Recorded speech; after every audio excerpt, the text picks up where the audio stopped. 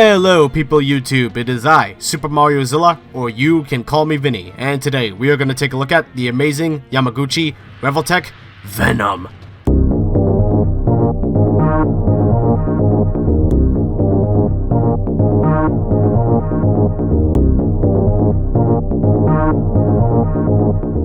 Venom is a very popular Spider-Man villain. Many people argue that Venom is Spider-Man's greatest foe. The Venom figure was revealed a few months after Spider-Man was revealed, and everyone lost their minds when they saw it. Some people don't like the design, some people do. I like it. Let's not waste any more time and take a look at the figure. Venom's look, once again, is a stylized look, but it's a look I like a lot. It's hard to explain, but this Venom is like a combination of the three Venoms. The classic Venom, the Ultimate Venom, and Mac Gargan Venom. I'll explain what I mean right now. Venom's head sculpt looks great with the exception of the massive underbite that he has. And the head reminds me of the classic Venom. The paint is also this really nice bluish black. The color of the figure really helps it pop on the shelf. Moving down to the body, it's a really muscular sculpt and many people complain about the bulk that he has, but I think it looks great. With the body, I'm seeing a bit of Ultimate Venom. The logo is also cleanly painted, for the most part. The arms have a muscular sculpt to it and with various vein patterns throughout the arm. Some of the texture throughout the body is a very smooth but at the same time has those sculpt marks to make it resemble the symbiote suit.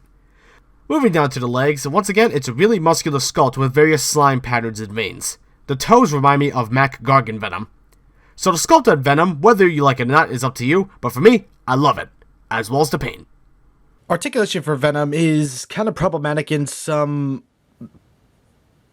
areas, but at the same time it is still very posable. However, there are some issues that can make this figure a bit hard to pose, and I will go over that as we go along. Okay, so this is a bit weird. The top head is on a swivel hinge, which basically gives you the up and down movement. The jaw does not move with it though, which does confuse me. However, the jaw is also on Well, there's problem number one. The head can fall off too easily. Hey, fun fact. Did you know that my articulation sections are actually live? The jaw is on a ball joint. However, it's very loose. And, you know, Mr. Underbite, like, Jesus. I never remember Venom having that big of an underbite. Yeah. Neck is on a double hinge. But it can also swivel. Kind of has ball joint movement. I'll just leave it off. Has ball joint movement. Waist. Swivel hinge can move this far forward, which is not bad. Though, do be mindful of the gaps. Can move this far back with no issues. And they actually prevented gaps. Problem number two. The waist is also loose and it comes apart easily. Not to mention, like when you hold this figure from like the top half, I always have a fear that it might break. Like, look, yeah, like wiggles, like it wiggles as if like it doesn't even make that weird. Like, it's hard to describe, but like wiggles a little bit, and really makes it feel like the figure is like unstable and is about to fall apart. However, I swear to God that every time I pose this figure, the waist always finds a way to pull itself apart. Because he almost fell on my diorama in one of the pics when he was on the stance, because the waist just fell apart for no reason. So do be careful of that. Arms are on a swivel hinge. Okay, so they do have good range. These shoulder pieces on the back can give you even more range because you can actually move them down. Obviously, you don't want it to you don't want it to look bad at the back, but it does work for the forward. However, it does make the arm look like it's dislocated in some poses. So, yeah, that's nice. Still, though, it works. For functionality, it works. Elbows on a hinge. Can move this far, which is not bad. Good. But it can also swivel. Hands are also on a swivel hinge. Not bad. Thumb is on a ball joint. And all the fingers on hinges. The index finger is on a hinge, the middle finger is on a hinge, and also both the ring and pinky fingers on a hinge. So if you want Venom to flip the bird, you got it. I had fun with that. Legs are on ball joints, These thighs, they can only barely move, though I think they're on ball joints. I'm not sure. But they do work well, as the same. Knees are on a hinge. Can move this far back. Knees are on a different type of joint, and there have been reports of the figure, like, kind of breaking. Though not really. They were able to put it back together. So, do be careful. Make sure that this does not snap.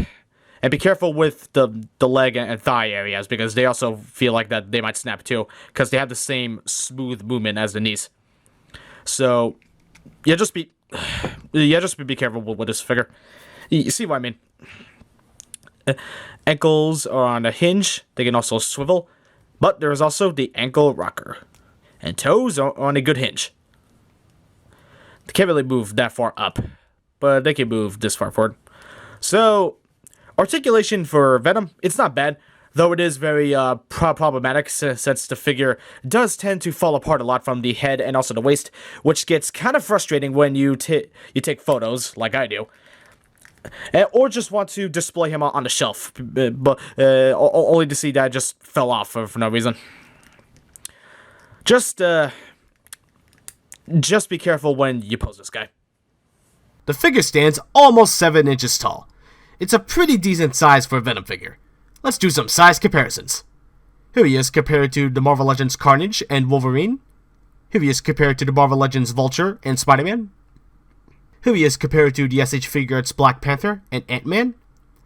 Here he is compared to the SH Figuarts Iron Man and Captain America. And finally, here he is compared to the Revoltech, Spider-Man, and Deadpool. So Venom may stand out because of the design, but if you want him into a Marvel display, you're covered. Venom doesn't come with a whole lot, but he does come with enough. He comes with the Revoltech stand that came with Spider-Man and Deadpool. The first one is a neutral face, and the next one is a smartass or getting hit faceplate. He comes with 4 tendrils, 2 long ones and 2 short ones. They all have articulation so he can pose them. And he can connect the smaller ones to the bigger ones to combine them. They have a silver paint on the tips, which really reminds me of the Ultimate Venom. They go into these 4 peg holes. They're hard to put in, so be careful and try not to snap them. However, you can also put the tendrils in his wrists, remove the hands, and put in the tendrils, and bam! Last but certainly not least, he comes with his tongue, because what Venom is complete without it? It pegs into the inside of the mouth. Huh. Maybe I should have phrased that a little more carefully. Well, it pegs into the hole, and it can also articulate. So all these accessories really help this Venom out. They're all really awesome, and I can't stop posing him with them. Overall, Venom is really good. Some of the flaws are obvious, mainly with the articulation, but it's not that bad. Dare I say, this is the best Venom figure made so far, and I absolutely recommend it. If you love Venom, and if you love posing and taking pics of your figures, I absolutely recommend this. I won't be afraid to give this figure an 8.5 out of 10.